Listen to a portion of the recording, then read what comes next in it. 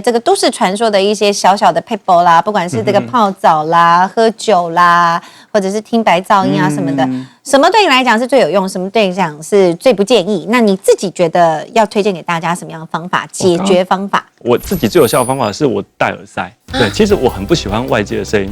那我的方式跟前面不一样，前面是增加你睡眠周边环境的舒适度跟你身体的舒适度，我做的是隔绝刺激。就是我自己对外界刺激比较敏感，声光啊，然后就是声音光线这一些。那其实我也不喜欢戴耳罩，我做的方式是把光都遮掉，所以我的遮光帘有2层。我家的遮光帘是第1层完之后再加1层，对，我不想有光线进来，甚至我连夜灯都不开的，所以晚上上厕所有点麻烦。那第2个就是我不喜欢声音进来，那声音进来听白噪音是因为有一次我的耳塞不见了，很麻烦。那天晚上其实我有点焦急，我当完蛋了，我今天晚上睡不着。刚好那天我开空气清净机，那个声音其实对我来讲相对和缓，我居然就听着那个空气清净机的声音睡着了。那对我来说，那是一个很平缓的声音，但它只设定了2个小时而已。后来我发现，其实冷气如果不是太好的那种，没有很安静，它也会发出一点声音，所以冷气干嘛太好的？引擎转动的声音。对。那对我来讲，它就是一个频率比较平缓的问题。当然，我还是希望把声音遮掉。但如果你不是这个流派的，因为有些人不喜欢把声音全部遮掉，那我觉得晚上听这个声音是不错的。那还有泡澡也非常好，因为泡澡我跟很多人解释过，泡澡其实是一种运动。你在洗澡的时候，你体温是整个升起来，其实跟我们运动的循环是像的。所以真正的放松不是洗澡，是洗澡完的那1个小时，所以是整个降下来。所以刚刚2位医师都讲得很好，你的体温要控制，你的室内温度要控制。如果那个可以在衔接睡眠段的话，我都会请那些有失眠的案主，就是你在睡前1到1个半小时洗澡，洗澡完之后刚好衔接下来。那很多人其实都在洗澡完之后很舒服，然后小睡一下10分钟很有精神，那完蛋了，晚上可能又睡不着了。所以有些人会是这个状况，所以我很建议睡前可以洗澡。所以如果真的是最糟糕，就是不要喝酒。对，我是不建议喝酒，喝酒的效果不太大，而且会造成一个状况，就是你晚上可能会频尿。有一些酒是利尿，你晚上起来2次，你的结构对你的结构就破坏掉了。对。不过呢，其实听说啦，如果你用对这个睡姿，据说也可以帮助你一夜好眠，是真的吗？这次我们要请我们 AI 大神喽，来上床。好，现在呢，我们制作单位搬了一张床在这边，希望能够看我们私底下是怎么睡的。那我就问 AI， 我们就是真的私底下怎么睡，然后我们拍下来问 AI。自由姐先帮我们来那个揭秘一下，你怎么睡？最习惯的睡姿，最习惯的，其实是怎么睡的？其实我以前会侧睡，我现在不侧睡了。为什么？因为侧睡会有皱纹，早上起来皱纹都合不起来。我现在都是这样子睡。哦，我来拍，就这样睡。我也是这样子睡耶，真的。而且枕头我会睡到肩膀哎。哇哦，对，我也会耶。对，不然起来脖子现在很痛哎。对，还是生完小孩之后身体就变成这样。不知道是年纪到了吗？我觉得我可能也是。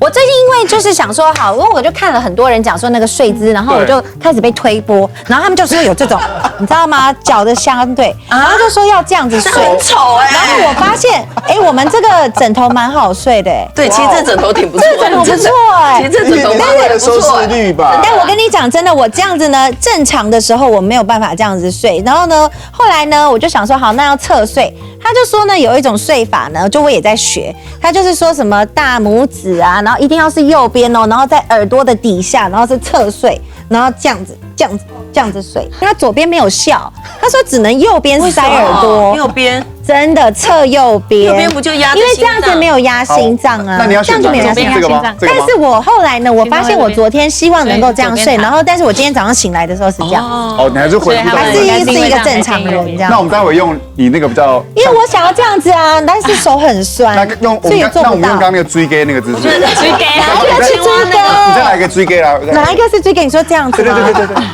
哇，这个叫混圆睡哦，有名字的混圆睡姿。真的啊？什么真的？不是你们中医的流派，还是我被骗了？中医师没有听过哎。换我。我最近发现我睡不着的时候，我很习惯趴睡。趴睡？你几岁了还趴睡？那你有枕头吗？趴睡你是有枕头的吗？抱着枕头趴睡，我这样做。什么叫倒着的趴睡？什么睡？我跟你讲，我昨天看到睡姿，就说那个你要抱东西的话，就是那个性欲很强，然后欲求不满，是不是？你是吗？我当然了，我还年轻啊。我会这样，如果我睡不着，我会把枕头压在我的胸口跟脖子这边。我有一个学生，皮肤科医师呢，他就是这样子睡，真的假的？然后睡久了以后呢，他每天就找我帮他针灸这个颈椎。怎么了？你这边乌龟颈，这边不会，对，颈椎会侧弯啦，所以你睡久了以后脊椎会歪掉，所以其实还是不要这样子。好，我们先示范了给我们的专家们看。那我们现在先来问问看 AI 好，我们刚刚有很多种的睡姿，没错，我们3个照片超级荒谬的。我正常一点吧，可能你是那种气氛呐，看起来比较荒谬，比较安详一点。你的气氛略荒谬。那我们来问 AI，睡觉吗？我们来问 AI 说这3个姿势谁是最健康的 ？AI 说话了，他说最不健康的姿势是第一张，就是林雨姐的这个追根睡姿。他说呢，因为你脚打太开了，上半身这个扭转的姿势呢，我上半身哪扭转？非常不建议。他说呢。你这样子骨盆跟腰椎可能是这里的，你的胯打开的地方，很容易造成腰酸或椎间盘突出以及压力不均。另外呢，你的胸张刚过于扩张了，肩膀外旋，长时间造成肩膀紧绷跟手麻哦。手会麻，手会麻没有错。还有刚刚重点了，下肢外旋，膝盖悬空，对髋关节、膝关节非常不友善。因为我们如果这样子的话，其实你会影响血液供应到这个地方，所以很多人这样子睡到半夜一定会做噩梦，然后会醒来。那另外一个，你这样子睡的时候，你髋关节外张的时候，其实这边会受伤。因为我们在调髋关节的时候，有一种方法，就是你睡觉的时候还要把你的这个脚的上缘这边绑起来，它让你的髋关节吗？对，那让你髋关节可以调回来到正常的位置。所以你刚刚那个这样子反而会让他说脚掌要相对，他还特别跟你讲脚掌要相对。对，这样子不可以这样子叠着哦，是要这样子。我个人认为是不是很健康的？好险我有问因为我跟你讲，我真的已经看了大概50次的短影音推播了，而且就是可能是因为就是在这个短影音界这种睡姿很红，所以呢就越来越多人在拍。这个动作是错的。他应该说睡前伸展，短时间可以。No， 他说你要用这个方式睡。哇，那不行。不行。那你知道第2个不行的是谁吗？是我。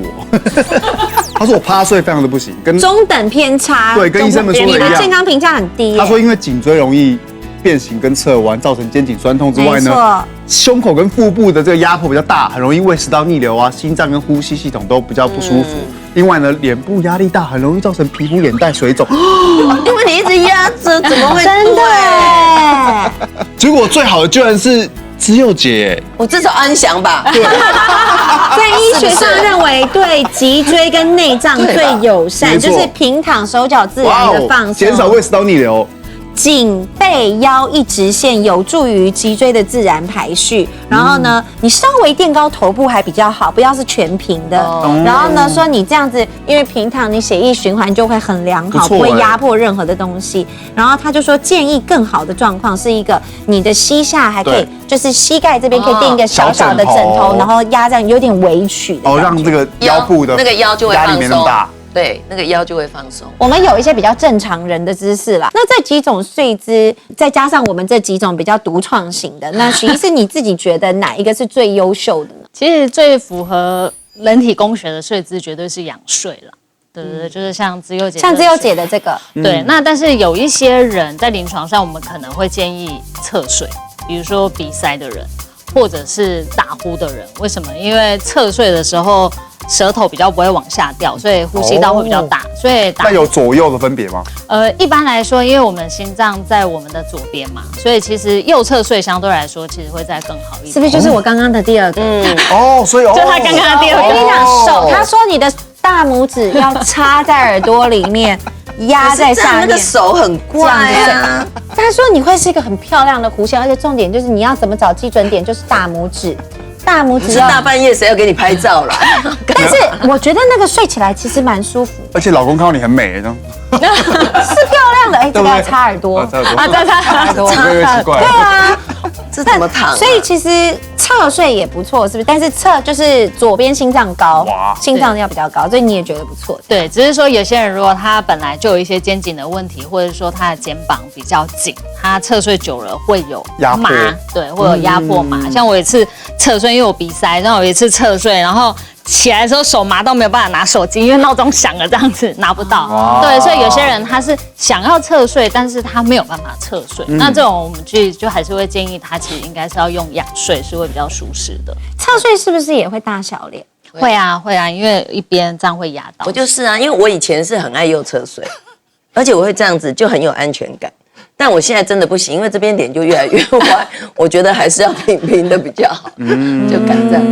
其实要改一阵子，不会马上换他就睡得着。对，习惯的问题。吴医师，你觉得呢？那些看起来很中医的那种什么混元睡，真的都是骗人的。我认为不对，以我刚刚讲的，你手这样子举本身，第一个它血液供应不上去，而且你这样子举的时候，这边有一个这个肩前，就是这个叫做二头肌肌腱，常常会受伤。很多人睡觉起来以后手就不能动了，所以这个二头肌肌腱非常容易受伤。那另外一个刚刚髋关节那个真的会变形。所以一般我腰很痛，对，是真的这样子，真的痛。所以我个人还是比较喜欢这个仰睡，我自己也是仰睡的，但是我本身也有点过敏，所以当我侧睡太久的时候，这边会鼻塞的时候呢，我就会换过来这边侧睡，平均一下。我也发现侧睡真的会长皱纹啊，所以我还是认为仰睡是最好的。刘星应该也是仰睡派吧？你没有皱纹？我仰睡。但我觉得是看情况，因为我本身有鼻中隔弯曲，我在20几岁做过手术，所以是用嘴巴呼吸，长得比较不好看的那一种。而且后面又赶回来，颜值慢慢的加回来。原来现在矫正牙齿都对，但是因为其实我真的觉得用嘴巴呼吸是一个长久的习惯，它不是那么容易改过来。当你瘫痪累的时候，你还是变成用嘴巴呼吸，然后就会打呼。那有的时候你鼻水倒流的时候，那个时间点一来，那你还是要侧睡才可以。就像刚刚许师讲的，因为你会堵住你的嘴巴，那基本上你就会打呼，要不然你就会整个堵住了，很不舒服。所以一般来讲还是仰睡，这真的是对身体不管从哪个角度来看都是最好的一个睡姿。但是我觉得侧睡是因应你身体不舒服暂时解除的一个方式。我小时候也是过敏很严重，但是我们就是仰睡，然后后面垫很多个枕头，那你还是维持着仰睡，可是你鼻子好像就会通了。那在医学上这是正常的嘛？它可能有一种这种感觉，让你不要鼻水倒流。但是对我来讲，那个肩颈如果垫高的话，我不会太舒服。压迫。对，我还是不会太舒服。高枕必有忧，高枕必有忧。对，而且腰椎也会痛，脊椎一定会受伤啊。所以其实真的不要尽量人体工学符合人体工学。有些人睡太低，然后这边变太直；有些人睡太高，这边变太怪，所以还是脊椎会受伤。所以还是要符合你的人体工学最好了。吴医师，你会建议腰部要垫个东西？还是不用？很好的床垫的时候，你把它伸进去的时候，它其实是很紧实的。对，也就是它已经平均分散你所有的力量，所以其实根本不用垫那个东西。今天呢，我们针对了这个睡眠呢，有很多的层次的讨论，那而且也提出了很多的解方。我觉得今天大家都可以回家试试看，听起来都还是蛮容易实行的。没错。那只有姐听起来，你今天会最先尝试的是哪一种呢？我最先尝试的，我觉得是泡澡那个温度。我觉得我以前可能温度没有调好。因为我就是弄得很热，跟你一样过热。对，然后呢，热到很阿脏，你知道吗？那最恐怖的是睡一半全身痒，因为太干了，没有擦乳液。对，然后我就很后悔，我为什么要泡澡？所以我就开始恨它，就再也不泡。后来，但我发现现在是泡澡完的是后面那一段。对，哦，那我要来1个小时，我觉得我要来试试那一段。可以，我也是。